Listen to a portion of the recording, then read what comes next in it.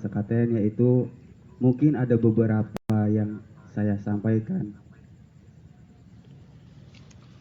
Saya tertarik dengan sebuah gamelan Sekaten yang setiap tahunnya dibunyikan cuma satu kali. Mungkin banyak banyak simbol-simbol dan makna-makna tersebut. Kenapa harus ditabuh 1 tahun sekali, dan apa sejarah awal mulanya, peristiwa apa di tanggal bulan Mulud itu. Mungkin langsung saja ke pemateri yang pertama. Mungkin lebih tertariknya di awal mula sejarah gamelan Sekaten. Mungkin Kang Deddy Syekh, kami persilahkan.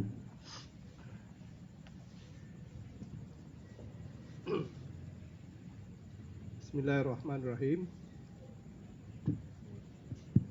Allahumma sholli ala Muhammad wa ali Muhammad. Assalamualaikum warahmatullahi wabarakatuh.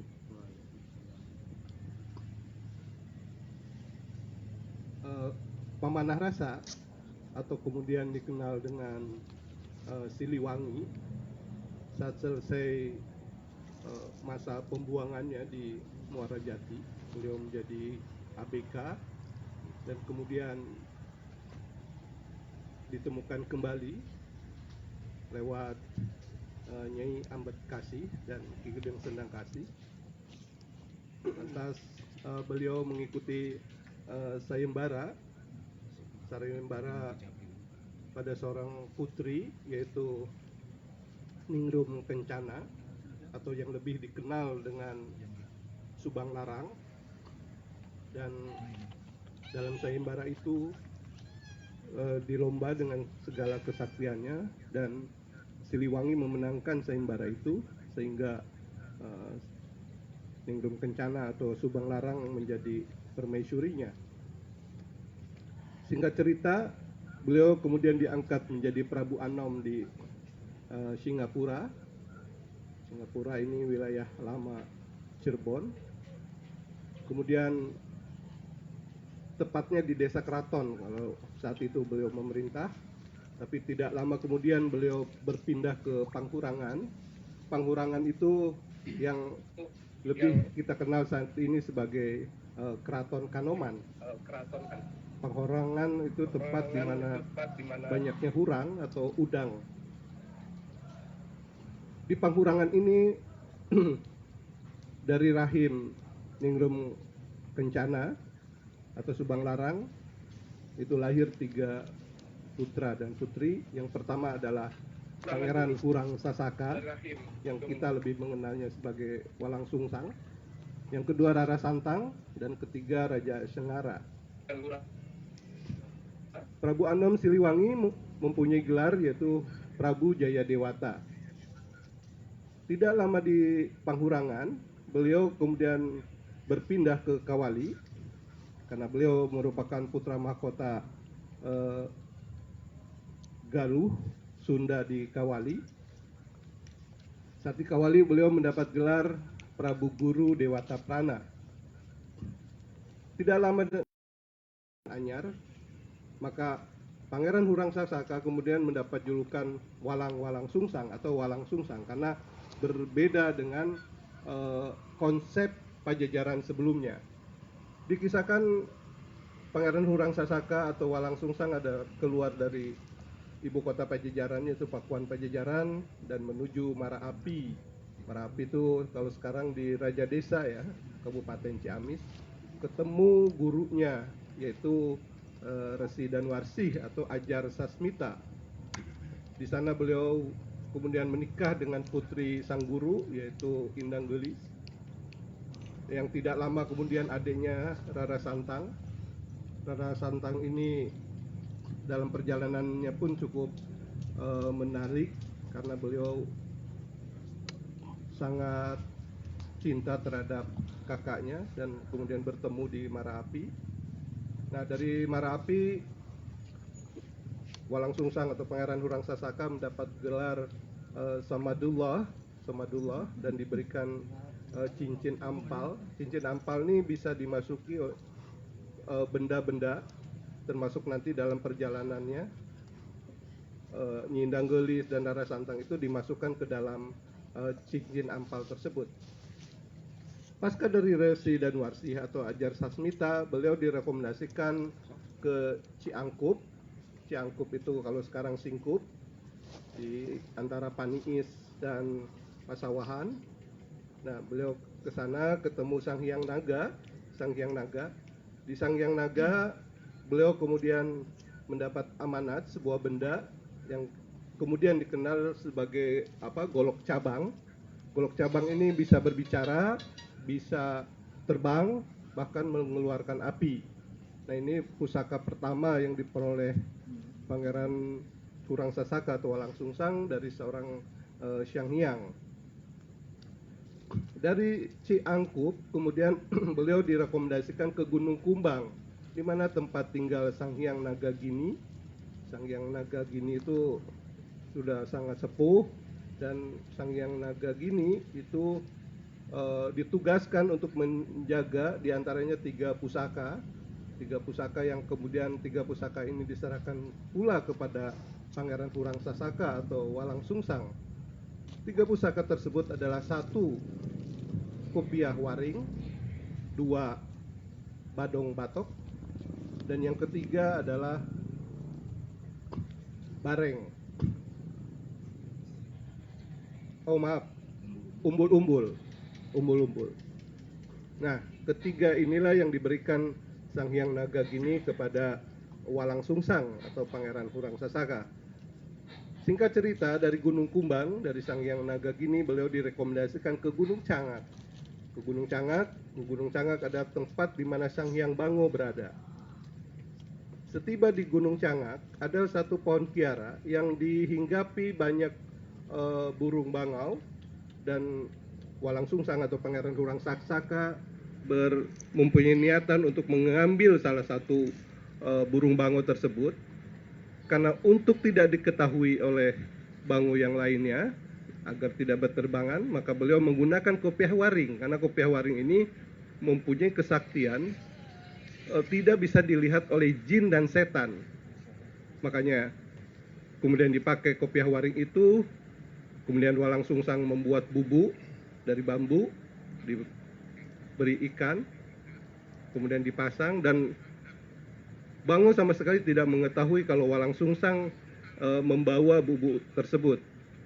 Sehingga kemudian gak lama burung Bango itu berebut mengambil ikan, sehingga keluarlah Raja Bango itu dan masuk ke dalam bubu, tapi si Raja Bango ini tidak bisa keluar.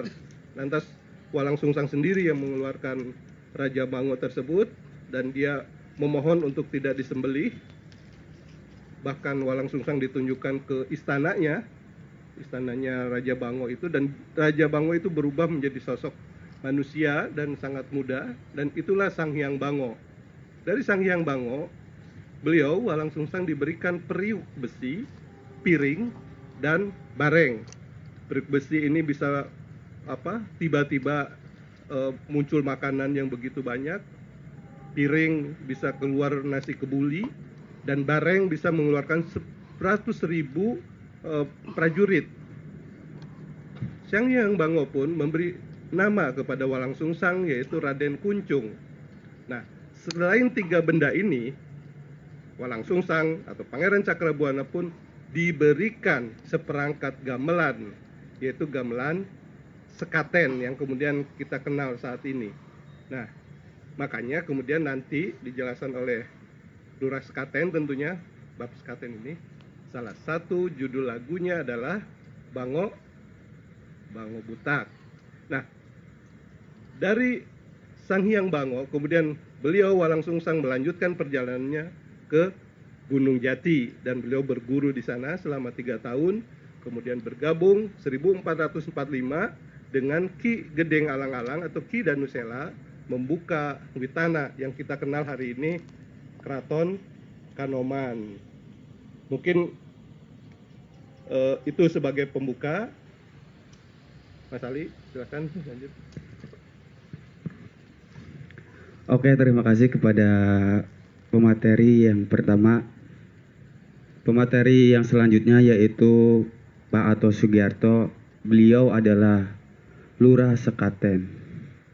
Mungkin Pak Lurah Sekaten mungkin akan menjelaskan apa makna gamelan sekaten itu apa dan di dalamnya itu bagaimana dan perjalanannya itu bagaimana akan disampaikan oleh Pak Lurah. Waktu dan tempat kami persilahkan. Assalamualaikum warahmatullahi wabarakatuh. Terima kasih kepada Mas Ali yang sudah memberi saya kesempatan untuk menjelaskan secara rinci tentang gamelan sekaten yang ada di Keraton Kanoman. Gamelan sekaten Keraton Kanoman ialah di lokasi Siti Hinggil, dan di Siti Hinggil ini terdiri dari lawang sahadat, lawang sholawat, lawang kiblat, bangsal sekaten, dan mande manguntur. Sebagaimana yang tadi disampaikan oleh Kang Dedi bahwa Sang Hyang Bangu memberikan seperangkat gamelan ya, pada waktu itu belum dinamakan sekaten, cuma seperangkat gamelan. Dan pada waktu itu dilengkapilah gamelan tersebut dengan jumlah 12 penabuh gamelan yang menunjukkan bahwa sesuai dengan kelahiran Kanjeng Nabi 12 Rabiul Awal itu. Dan selama pertunjukan gamelan dimulai dahulu, saat orang mau melihat gamelan itu tidak harus memakai tiket, yaitu sebagai bayarannya harus mengucapkan 2 kalimat syahadat, dan itu baru boleh masuk. Dan itu sebagai bayaran untuk melihat gamelan. Dan tadi yang disampaikan, gamelan sendiri dimulai pada tanggal 8 Rabiul Awal sampai menjelang Pelal, yaitu 12 Rabiul Awal. Mungkin hanya itu saja. Barangkali nanti ada pertanyaan lagi dari Mas Ali. Silakan. Ya, terima kasih kepada Pak Lurah Ato Sugiarto. Mungkin dari teman-teman yang lihat live ataupun offline, mungkin bisa merespon ataupun ada yang dipertanyakan, silakan.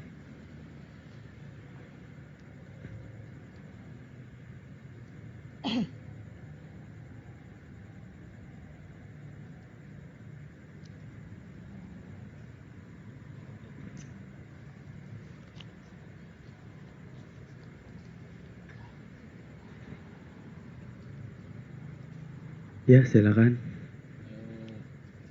Dari jumlah 12 gamelan sekaten, jenisnya apa saja? Oke, ini ada pertanyaan,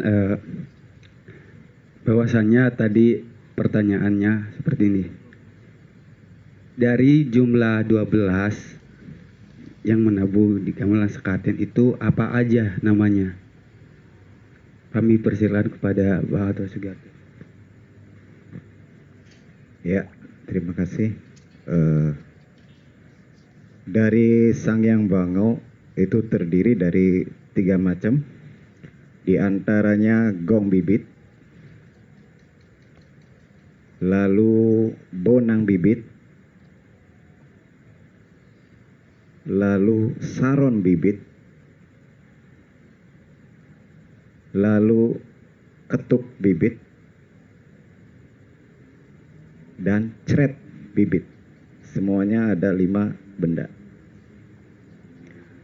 Lalu sebagai pelengkapnya adalah gong pengiring, lalu bonang pengiring, saron pengiring, dan tambahnya lagi bedug.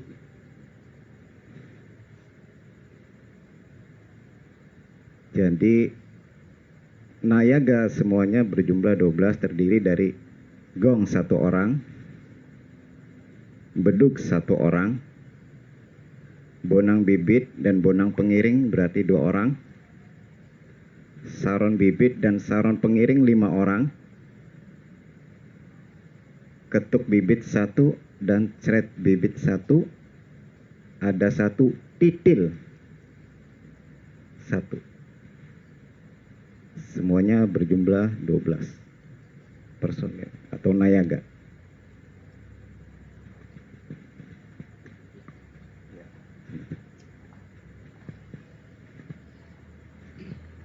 Mungkin yang lain ada pertanyaan yang lain.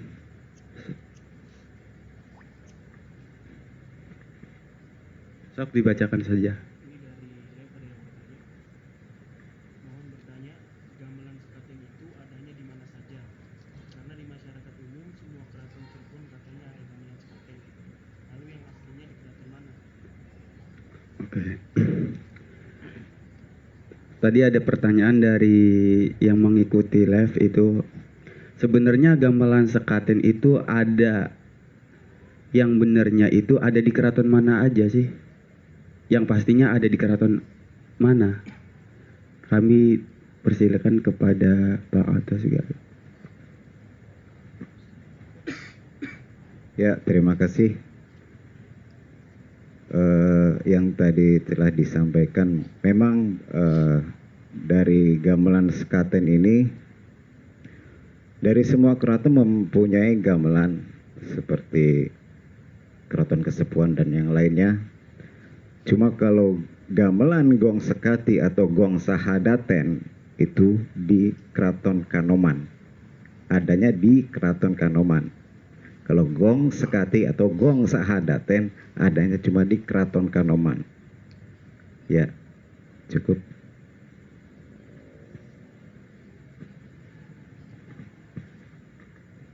Mungkin ya sempat viral-viral juga sih tentang gamelan sekaten itu sebenarnya ada di mana gitu loh.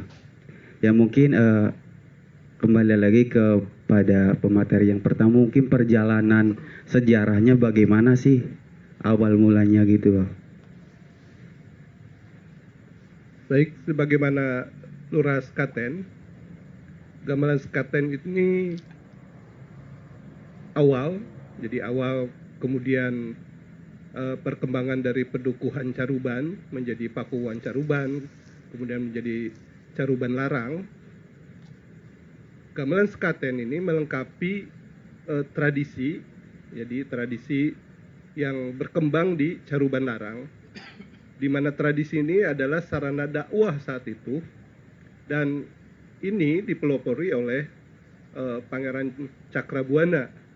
Jadi Pangeran Cakrabuana ini adalah gelar Pangeran Hurang Sasaka atau Pangeran Walang Sungsang saat beliau menjadi kuwu pertama di Pakuan Caruban.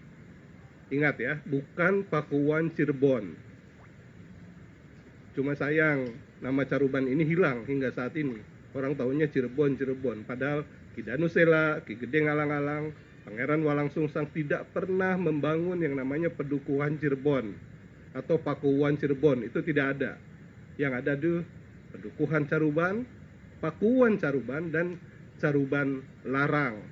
Makanya ada satu kitab 1721 yaitu Purwaka Caruban Nagari, bukan Purwaka Cirebon Nagari. Kapan kemudian kata Caruban terhapuskan oleh Cirebon? Itu bersamaan dengan lahirnya yang istilah Kacirebonan. Di situ hilang kata Caruban hingga saat ini. Nah, sekaten adalah bagian dari tradisi yang disebut muludan. Ingat, muludan ini bukan saja peristiwa lahirnya Rasulullah, tapi juga wafatnya Rasulullah. Makanya muludan diawali dari bulan Syafar, hingga bulan Mulud atau Rabiul Awal. Dan di sini ada satu tradisi yang disebut puasa ngalus, yang total puasa itu 40 hari, yang nanti di sini ada rentetan peristiwa-peristiwa tentunya dari wafatnya Rasulullah hingga kelahirannya. Tentunya dengan misalkan diawali dengan ganti atap itu ya, istilahnya memayu, kemudian berlanjut sampai nanti pemukulan gamelan sekaten di 8 Rabiul Awal atau 8 Mulut sampai nanti pelal. Jadi sekaten ini menjadi bagian dalam syiar Islam saat itu yang dilakukan oleh Pangeran Cakrabuana. Ingat, kondisi saat itu adalah transisi dari Hindu Buddha kepada Islam. Jadi mensiarkan Islam, Pangeran Walangsungsang dengan menggunakan seni, yaitu ada seni musik, ada seni tari, ada seni suara. Nah, ini yang dilakukan sehingga sekaten ini adalah menjadi salah satu alat. Kata sekaten bukan saja tadi kalau lurah sebutkan sahadat cain, tapi sakaten itu dari kata sakati. Sakati itu kemudian makanya ada istilah sakti. Jadi merujuk kemana ini? Itu ada gongnya. Kalau di Pekandingan disebutnya bedug. Padahal yang dimaksud bedug itu adalah gong sekaten tadi, gong yang sakti. Jadi di mana gong ini punya kemampuan dia bisa terdengar oleh sekian penjuru di wilayah Caruban saat itu dari gong sekaten ini. Nah, Caruban Larang itu lebih dulu daripada Demak misalkan. Demak itu mengikuti, setelah Caruban berdiri baru Demak berdiri. Mataram itu apalagi belakangan, karena setelah Demak itu ada Pajang, baru Mataram. Nah, tradisi yang ada di Caruban diadopsi oleh Demak kemudian, makanya ada sekatenan di Demak, ada sekatenan di Pajang, ada sekatenan di Mataram, sampai kemudian pada pecahan Mataram, Surakarta, Yogyakarta, Mangkunegaran, Pakualaman, itu punya sekaten sendiri yang tentunya sudah bergeser, tidak seperti sekaten yang ada di Keraton Kanoman misalkan. Bahkan di Caruban ini atau Cirebon ada keraton sebelah misalkan Kasepuan mengklaim itu sekaten, padahal itu adalah gamelan yang dari Demak, pasca Panembahan Tajul Arifin atau Panganan Pasaraya. Saat Pedukuhan Caruban ada, saat Pakuwon berdiri, dan saat Caruban Larang berdiri, bahwa keraton itu pusat pemerintahan, itu adanya yang sekarang disebut Keraton Kanoman. Karena perjalanan sejarah dan kekuatan kolonial kemudian bergeser, itu ditandai dengan pasar di depan Keraton Kanoman ini adalah pasarnya kolonial. Jadi sengaja nih pasar dibuat untuk menutupi keratonnya Caruban Larang, yaitu Keraton Kanoman. Dan pada kesempatan ini saya ingin menegaskan bahwa Kanoman tidak identik dengan Sultan Anom. Itu yang harus digarisbawahi. Ada dalam salah satu naskah disebutkan dalam bab 6 bahwa saat Walangsungsang menuju Kanoman, Sedatu Kavi sudah ada. Itu ada di salah satu naskah. Jadi kata Kanoman itu ada jauh sebelum Sultan Anom. Ini sebagai garis bawahi saja, karena ini sangat penting. Jadi biar terutama masyarakat Cirebon saat ini, agar bahwa Kanoman tidak identik dengan Sultan Anom, begitupun keraton sebelahnya itu tidak identik dengan Sultan Sepuh kemudian, karena nanti ada sejarah panjang yang menjelaskan tentang itu. Baik, kembali ke sekaten, bahwa gamelan sekaten adalah menjadi bagian dari syiar daripada Islam kemudian di bumi Carubana. Bumi Carubana itu dibatasi dari Cipamali, Cigunung, Ciremai, Cimanuk, Juntinyuat. Nah, itu disebut Carubana. Makanya kemudian Ki Danusela memberi nama pedukuhan itu adalah Pedukuhan Caruban, yang dilanjut oleh Pangeran Walang Sungsang tadi menjadi kuwu Caruban. Ki Danusela dengan Nyi Arumsari memiliki putri yaitu Retna Riris. Nah, Retna Riris dinikah oleh Pangeran Walang Sungsang dan lahir putra siapa namanya? Pangeran Caruban atau Pangeran Carbon, bukan Pangeran Cirebon. Nah, jadi ini penting dalam kesempatan ini untuk menegaskan bahwa Cirebon yang hari ini kita kenal sebetulnya adalah Caruban Larang, di mana dalam tradisinya, terutama dalam Muludan, itu ada satu segmen yang disebut gamelan sekaten, yang di situ sebetulnya itu banyak makna ya. Nanti mungkin Pak Lurah yang akan menjelaskan dari judul-judul lagu yang ditayangkan gamelan itu dari hari per hari, bahkan per jam. Per jam itu berbeda itu jenis lagu-lagunya. Mungkin itu Ali. Oke, terima kasih. Mungkin yang lain? Ada lagi? Ya. Assalamualaikum.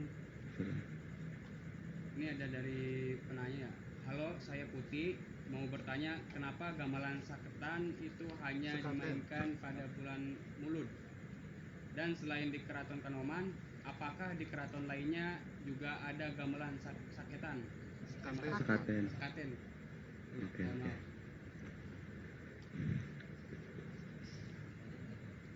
Oke, mungkin langsung saja ke Pak Lurah atau Sugiarto ya. Kami persilahkan.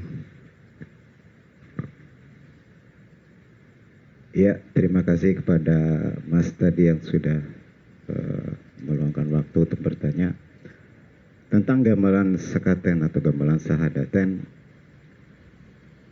Kalau di bulan Maulud hanya di Keraton Kanoman gamelan sekaten atau sahadaten berada. Di keraton lain selain bulan Maulud nggak ada. Hanya di Keraton Kanoman. Dan kenapa hanya di bulan Maulud saja? Dan itu untuk memperingati hari kelahiran Kanjeng Nabi. Makanya dari tanggal 8 sampai tanggal 12 Rabiul Awal. Itu. Mungkin itu.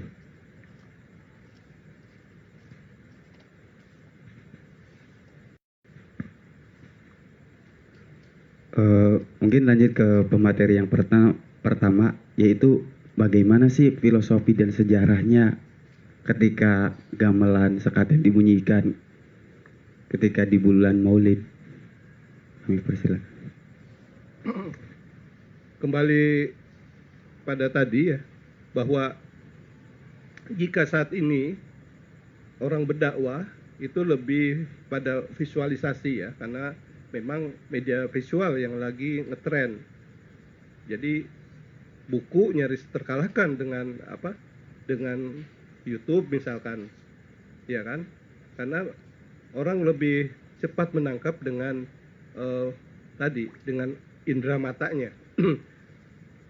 Transisi dari Hindu Buddha kepada Islam itu pun cukup rumit, karena pertama misalkan dari bahasa yang digunakan oleh Hindu Buddha kebanyakan Sanskerta, ya kan, atau Palawa, kembali ke Islam yang Arab. Ini bagaimana coba loncatnya dari Sanskerta ke Arab? Belum yang lokal daerah ke Arab, itu sangat sulit. Nah, kesulitan inilah kemudian menjadi pemikiran Pangeran Cakra tentunya untuk bagaimana dakwah ini bisa sampai tanpa harus caci maki apa gitu. Salah satunya adalah dengan suara, dengan musik. Nah, gamelan sekaten inilah, makanya tadi disebut gamelan sakti ini, yang itu bisa merubah format cara berpikir masyarakat saat itu. Karena kalau misalkan didawamkan bahasa Arabnya, sementara ini masih Sanskerta, gimana coba? Mereka bakal paham atau bakal nyampe nggak pesan-pesan dari Islam terhadap mereka-mereka itu saat itu ya? Tentunya tidak, akan mendapat kesulitan. Tapi kalau dengan musik gitu loh, dengan suara itu, ini akan mengantarkan pada relung-relung hati yang terdalam tentang kedalaman nilai-nilai Islam yang dibawa oleh para wali saat itu. Oke, terima kasih pada pemateri yang pertama. Mungkin yang lain, ada pertanyaan yang lain ataupun yang merespon?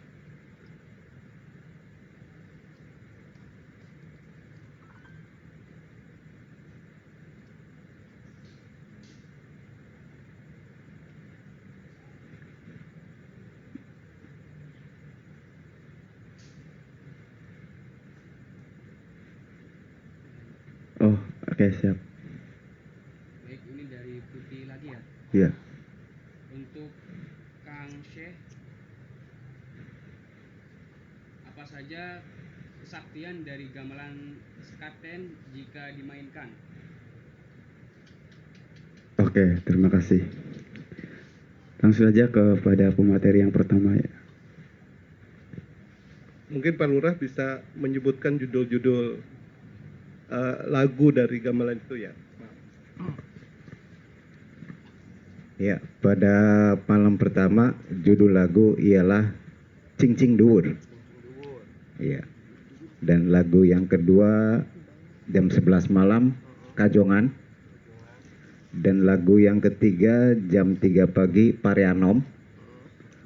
Lalu jam 7 pagi Rambu Gede.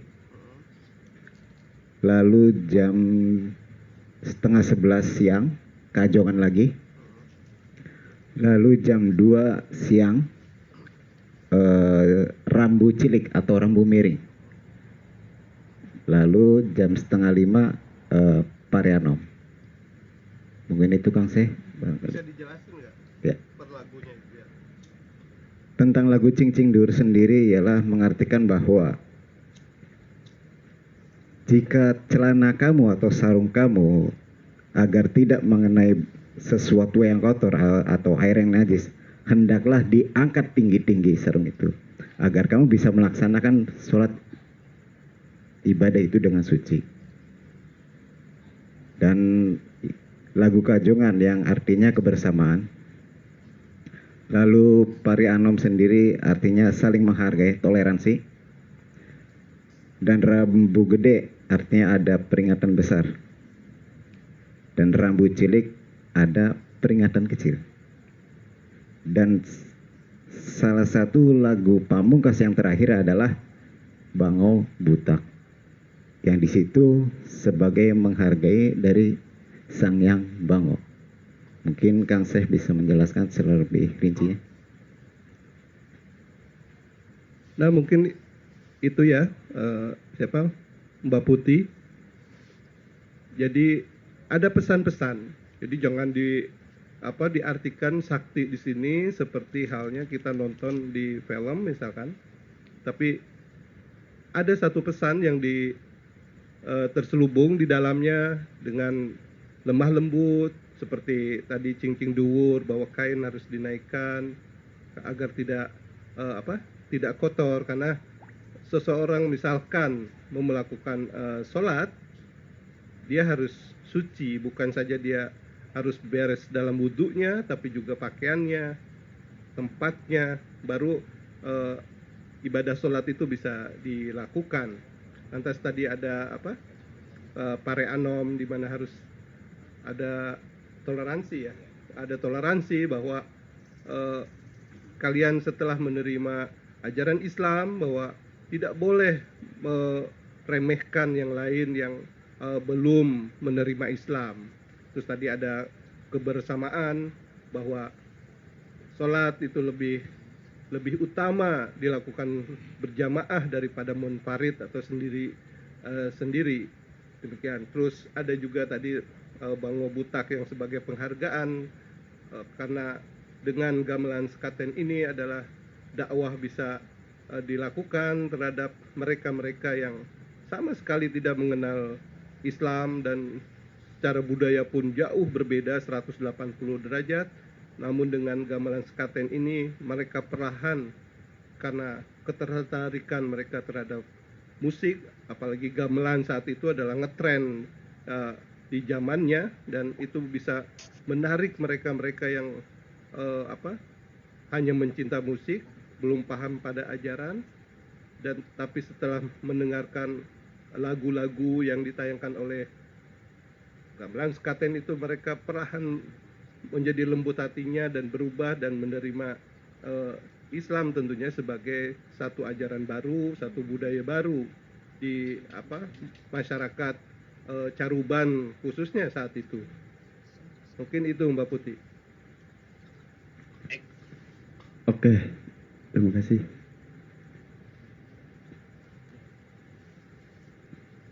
Ini punten ya, Iya, iya. masih berlanjut di Mbak Putih ya. Iya, siap. Ini mengenai permainan gamelan kan ya? Ya gamelan. Berapa hari gamelan sekaten tersebut dimainkan? Dan lagu favorit mana yang disukai Pangeran Walang Sungsang atau Sunan Gunung Jati? Oke. Langsung saja kepada Pak Lurah atau Sugiarto, kami persilahkan.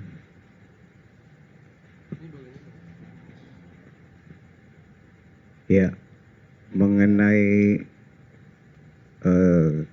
kapan itu mulai? Dari awal tanggal 8 sampai tanggal 12 Mulud itu gamelan hanya para nayaga beristirahat cuma 1,5 jam dan lainnya terus.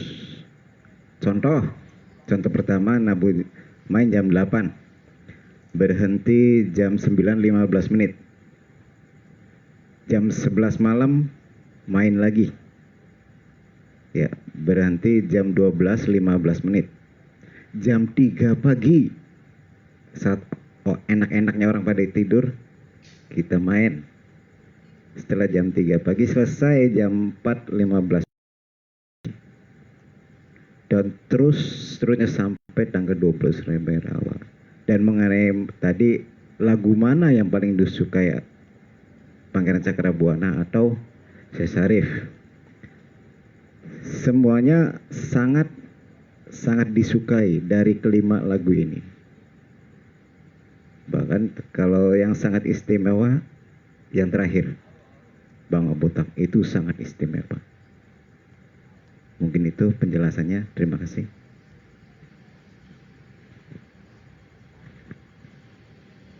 Mungkin lanjut kepada materi yang pertama mungkin beliau tahu tentang perjalanan Pangeran Cakrabuana terkait dengan gamelan sekaten.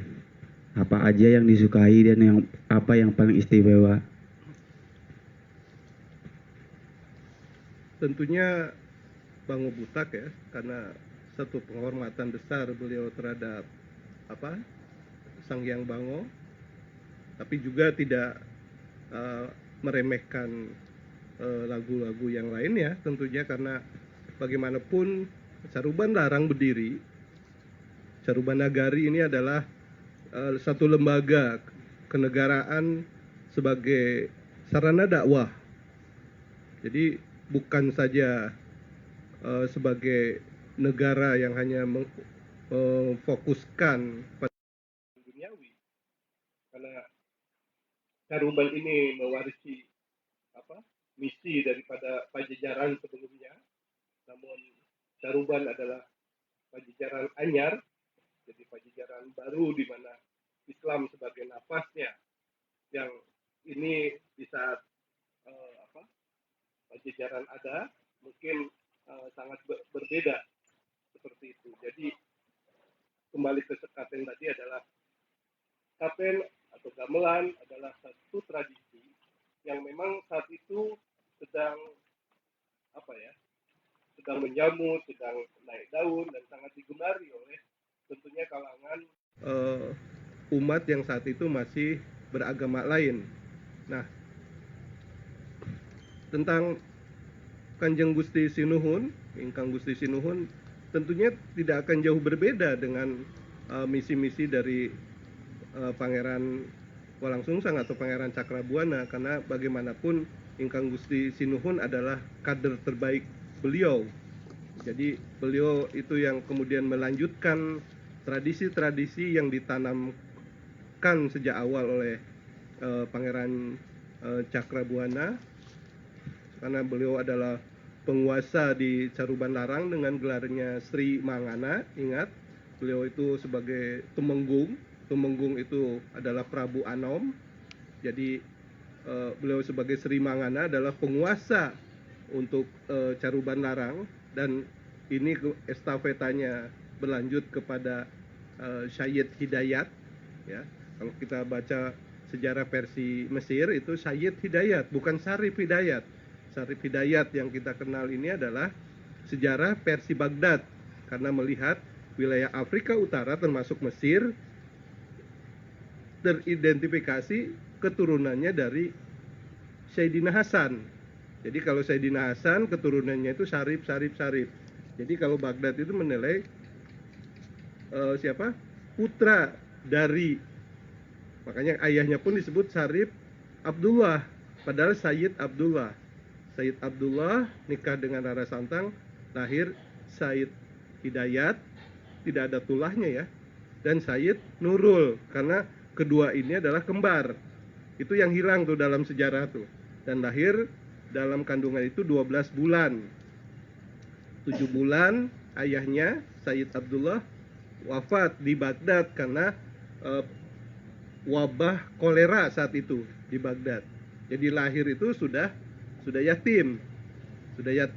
Nah, Sayyid Hidayat kemudian karena rekomendasi mamanya dia harus kembali dan menemani uaknya, yaitu Pangeran Cakra. Makanya estafeta kepemimpinan di Caruban Larang, Caruban Nagari, yaitu ke Sayyid Hidayat. Kenapa harus ke Sayyid Hidayat? Karena beliau membawa zuriyah Rasul, di mana beliau mempunyai legitimasi itu. Dan harus diingat bahwa dalam darah Sayyid Hidayat terdapat dua sungai besar, dua aliran sungai besar yang kalau kita rujuk ke atas itu sampai ke Nabi Sis.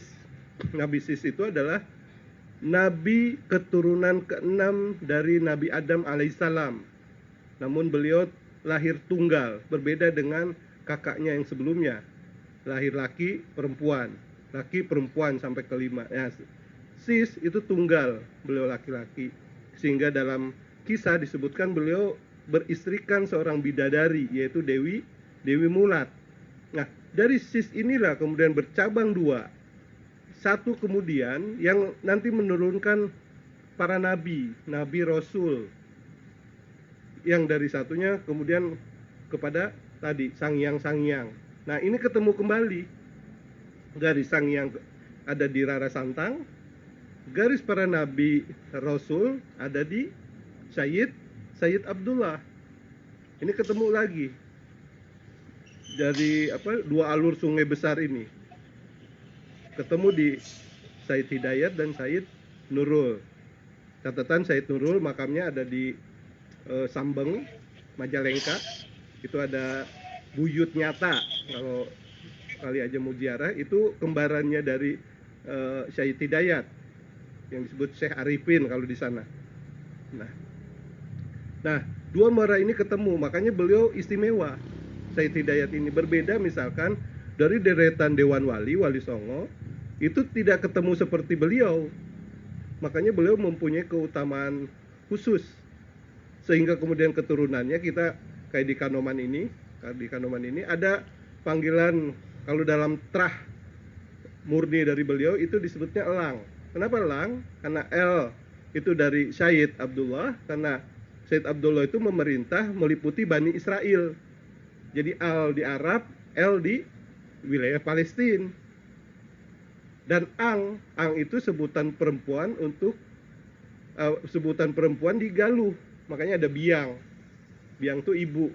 Tapi merujuk pada kata Ang ini pada perempuan. Makanya digabung kedua ini, El dan Ang. Makanya Sarif dan Sarif sendiri, Sarif Hidayat itu punya gelar Elang. Elang pertama itu beliau. Elang Sayyid Hidayat dan Elang Sayyid Nurul. Nah, makanya keturunan beliau semuanya elang. Elang-elang itu, dan tidak ada di tempat lain. Hanya ada di wilayah Caruban, karena memang tadi berlatar belakang dari Rada Santang yang garis para sangyang dari Nabi Sis dan garis Nabi Rasul dari Sayyid Abdullah. Nah, estafeta ini karena beliau yang mendapatkan estafeta dari Pangeran Cakra atau Sri Mangana, makanya beliau melanjutkan tradisi-tradisi yang sudah ditanamkan oleh Pangeran Cakra, oleh Sri Mangana. Jadi Islam yang beliau bawa saat ini tidak dominan, tetap warna kedaerahan itu tetap digunakan. Jadi tidak muncul, kalau sekarang kan Islam identik Arab, bangun tidur nyetelnya lagu Arab gitu loh. Bukan seperti itu kalau yang diemban oleh Sayyid Hidayat itu, tapi melanjutkan tradisi, tapi nuansanya, jiwanya itu jiwa Islam, termasuk kemudian mempertahankan tradisi sekaten tadi. Jadi tidak serta-merta jadi diharamkan. Kalau sekarang kan enggak, musik itu haram katanya. Musik haram. Terus bagaimana misalkan orang-orang yang punya kecenderungan dengan seni segala? Kasihan dong mereka. Terus ruangnya di mana? Masa misalkan sesempit itu Islam. Nah, jadi hal itu tuh sebetulnya sudah selesai di lestarinya gamelan sekaten hingga saat ini. Jadi para leluhur Caruban ini memang no problem dengan yang namanya musik, agar saja ini menjadi bahasa untuk tadi siar di dalamnya. Itu Mas Ali. Oke, terima kasih pada pemateri. Gimana Mbak Putih? Ada respon lain? Mungkin kalau dari Mbak Putih belum ada respon ya? Iya. Ini langsung aja ya. Ada permohonan dari Rizky Maulana. Oke, ya. Apakah boleh minta dinyanyikan salah satu dari kelima lagu tersebut? Mungkin yang paling populer aja dulu ya. Oke. Mungkin langsung kepada Pak Lurah ya. Kalau untuk digambarkan itu sangat susah ya, karena kembali kepada pepakem. Jadi maaf, saya belum bisa menggambarkan atau memberi gambaran tentang lagu-lagu tersebut. Terima kasih.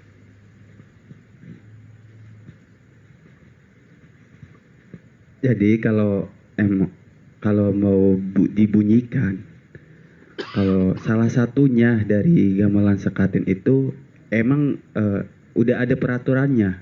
Jadi ketika gamelan sekaten dibunyikan lagu itu pada bulan Maulid aja.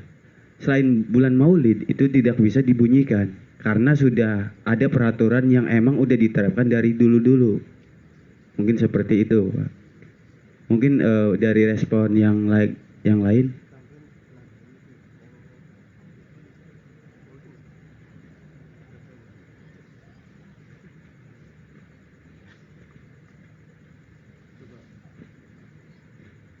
Mungkin saya menambahkan. Jadi di gamelan sekaten ini ada satu kesakralan, dan itu menjadi ciri khas dari Keraton Kanoman.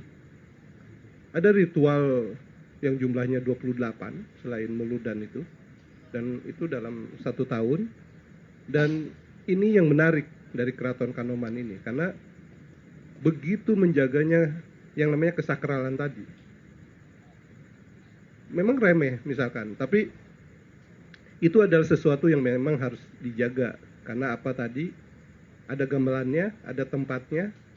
Dan ingat, ini ada 3 pintu nih. Kita masuk ke Lemah Duwur. Ini namanya Lemah Duwur. Di atas Lemah Duwur ini didirikan seperti pura, karena ini bangunan lama. Jauh sebelum Ki Danusela membuka yang disebut Witana, bangunan ini sudah ada. Ini bangunan abad 11 di era Galuh Singapura. Ini disebut Setinggil. Ini bangunan Manguntur, tempat penobatan Srijaya Bupati, Raja Sunda ke-20, dan istrinya Batari Sri Pertiwi. Kesakralan yang kemudian diwariskan oleh generasinya Pangeran Cakrabuana itu tidak dihilangkan dari leluhur-leluhur sebelumnya. Sehingga misalkan dari ketiga pintu ini untuk menjaga kesakralannya maka diberi nama masing-masing dengan istilah-istilah yang kita kenal di dalam Islam.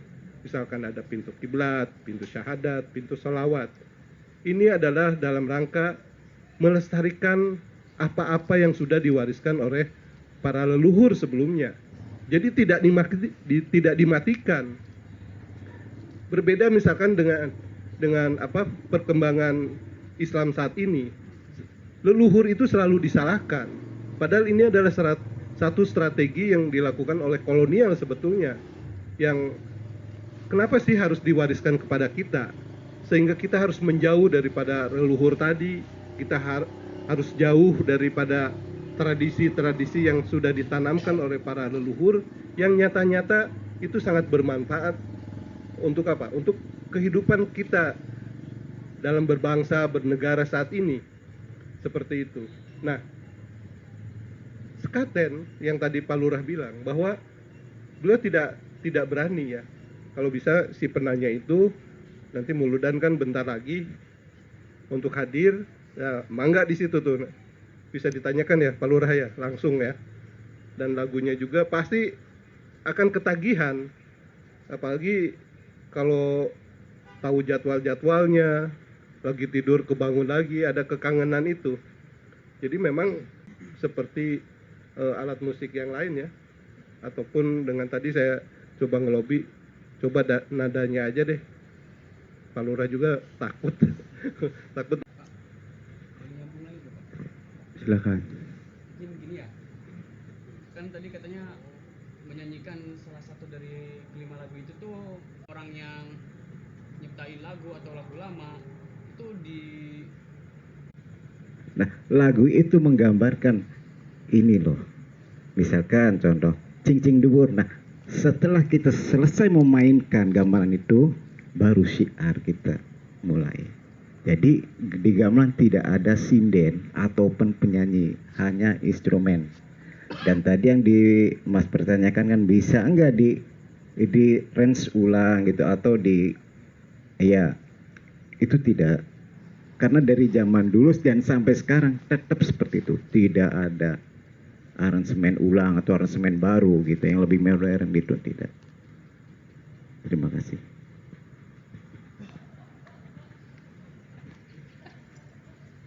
Gimana? Cukup? Oke.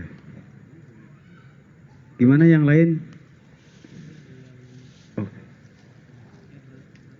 Oke, silakan. Oh, Acep. Kan diletakkan kesakralan pembunyian gamelan sekaten yang sudah sedemikian rupa ditata titi leluhur kini sudah bisa dikonsumsi secara bebas di media elektronik internet. Bahkan semua lagu-lagu gedenya. Mohon komentar dari Kakang penyaji. Oke.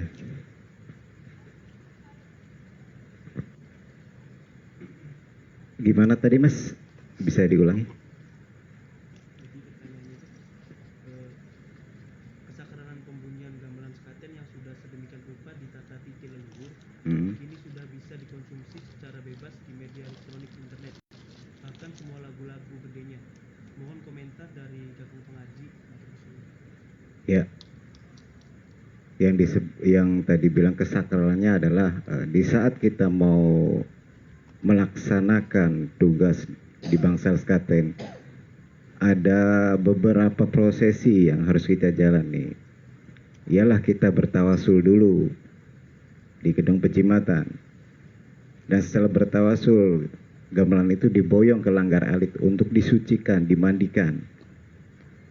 Ya, dimandikannya pun pakai tumbukan bata dan serabut kelapa.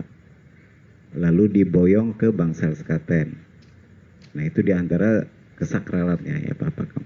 Dan masalah yang tadi tentang media cetak, kalau masalah lagu gede itu lagu-lagu dalam keraton seperti Bedaya. Nah, itu lagu-lagu gede. Mungkin kalau lagu yang di Bangsal Sekaten atau yang diperangkatkan di bulan Maulud itu jarang, nggak ada. Terima kasih.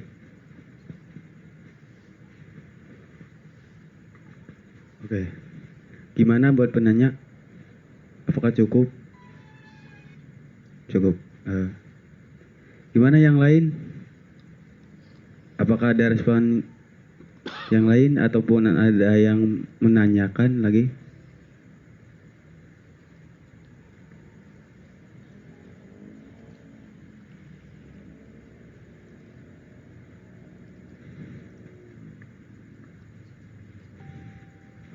Gimana dari peserta? Masih ada yang menanyakan?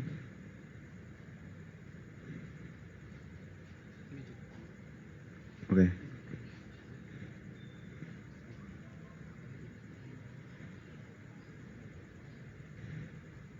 Apakah dicukupkan? Cukup, oke. Mungkin sebelum ditutup, oh ada satu lagi. Ya silakan. Mungkin ini untuk penanya terakhir ya. Ya ya. Betul tidak gamelan sekaten digunakan untuk memanggil hujan juga? Dari Ya silakan. masih Mbak Putih. Gamelan sekaten tidak untuk memanggil hujan. Betul, dulu ada gamelan untuk memanggil hujan. Namanya denggung. Gamelan denggung itu dikhususkan untuk memanggil hujan. Ingat ya, tapi bukan gamelan sekaten, bukan ya. Bukan gamelan gong sekaten bukan, tapi gamelan denggung. Nah, itu gamelan khusus untuk pemanggil hujan. Terima kasih.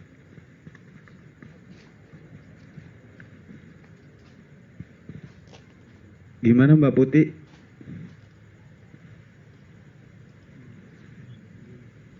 Mungkin dari saya dulu ya. Ini Oke, silakan. ada kan di sekolah-sekolah tuh ada eskul hubungan itu masih sama aja kan? Tadi katanya kalau saya denggung ya.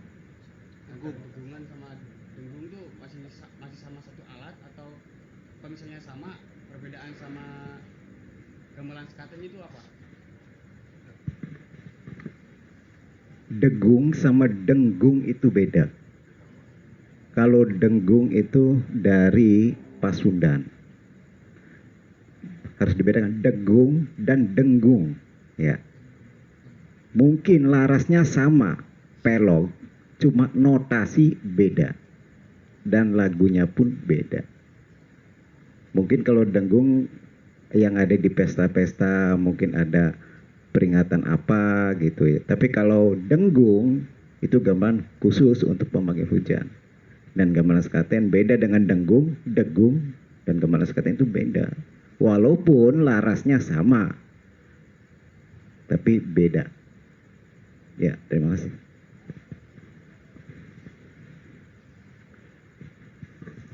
Gimana? Cukup?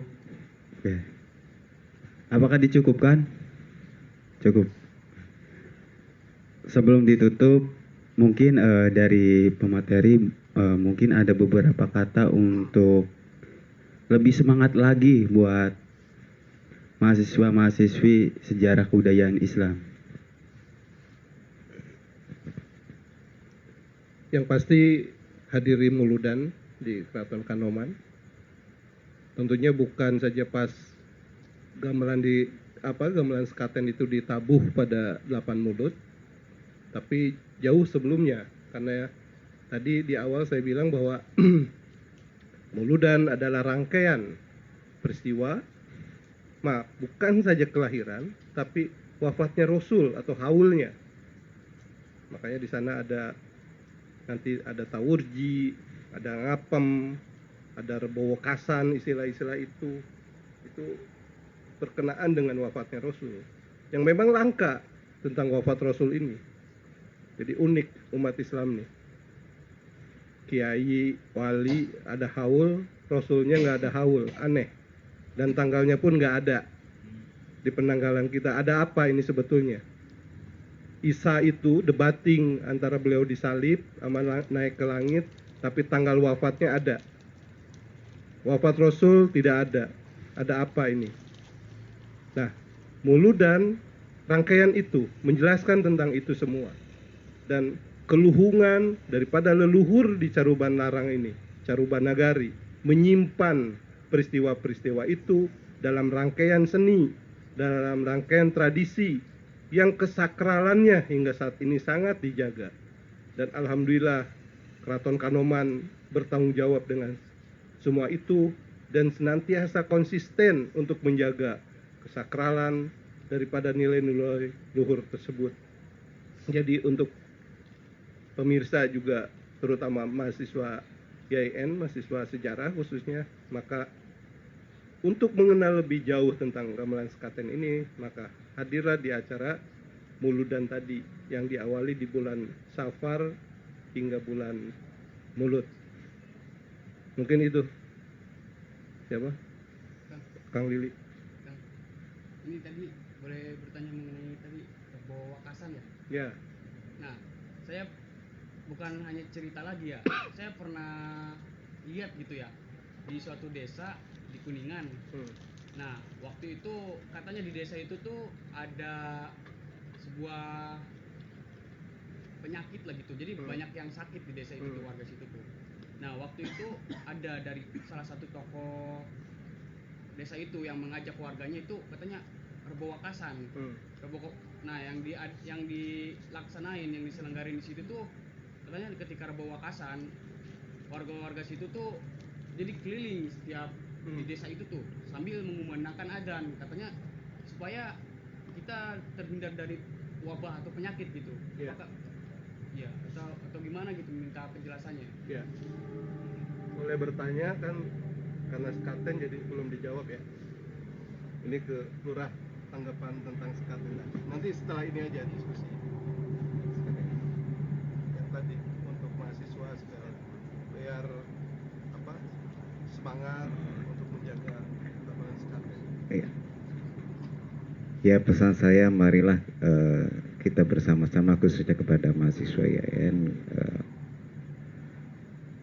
hadirilah, datang dan kita lebih mengenal lebih dekat tentang apa itu sekaten, tentang apa itu Mauludan, dan apa saja proses yang ada di Keraton Kanoman.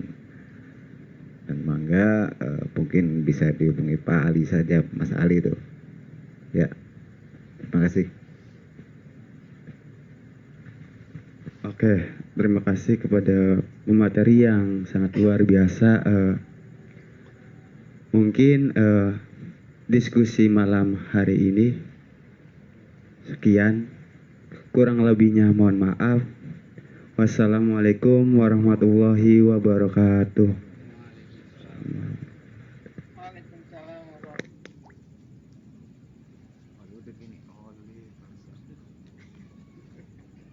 Udah ditutup belum itunya, kameranya? Mas?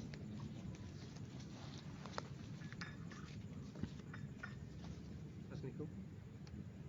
Mas Rio bukan? Udah tutup? Udah. Udah. Kalau meet udah. Ini yang di itu, Udah ditutup dah. yang di Jagabayan belum? Udah. Yang jaga bayan belum? Belum. Kenapa? Enggak maksudnya ditutup. Iya. Tutup mengerokok. Yeah.